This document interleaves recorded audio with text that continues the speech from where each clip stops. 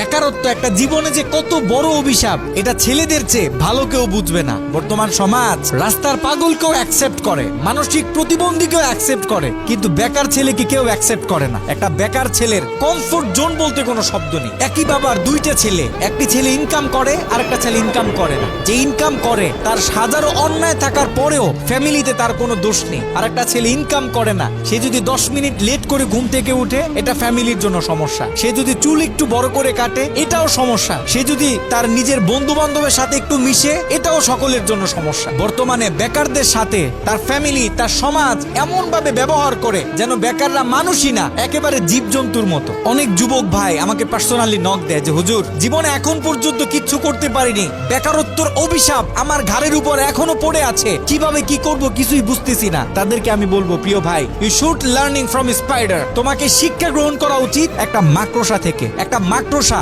যখন সে তার জাল বুনে, জাল বুনতে গিয়ে শতবার সে নিচে পড়ে যায়, শতবার তার জাল ছিঁড়ে যায়, কিন্তু একটা মাকড়সা সে হার মানে না, সে তার নিজের চেষ্টা চালিয়ে যায়, সে তার নিজের লক্ষ্যে পৌঁছানো পর্যন্ত সে চেষ্টা করতে থাকে। এ কারণে যারা জীবনে এখন পর্যন্ত কিছু করতে পারে নাই, বারবার চেষ্টা করার পরেও যারা ব্যর্থ, তাদেরকে বলবো, প্রিয় ভাই, নিজের লক্ষ্যে পৌঁছানো পর্যন্ত নিজের পুরোটা দিয়ে চেষ্টা করতে থাকেন। যতক্ষণ না পর্যন্ত আপনার জীবনে সফলতা আসবে ততক্ষণ পর্যন্ত হার মানা যাবে না। নেভার গিভ আপ, কখনোই নিজের হাল ছেড়ে দেওয়া যাবে না। প্রিয় ভাই, আর কতদিন মৃত মানুষের মতো পড়ে থাকবে? এবার একটু ঘুরে দাঁড়াও। সারাটা জীবন যারা তোমাকে বলতো যে তোমাকে দিয়ে কিচ্ছু হবে না, তাদের সামনে গিয়ে গলাটা উঁচু করে বলে দাও, একদিন আমি এই পুরো সিস্টেমটাকেই চেঞ্জ করে দেবো ইনশাআল্লাহ।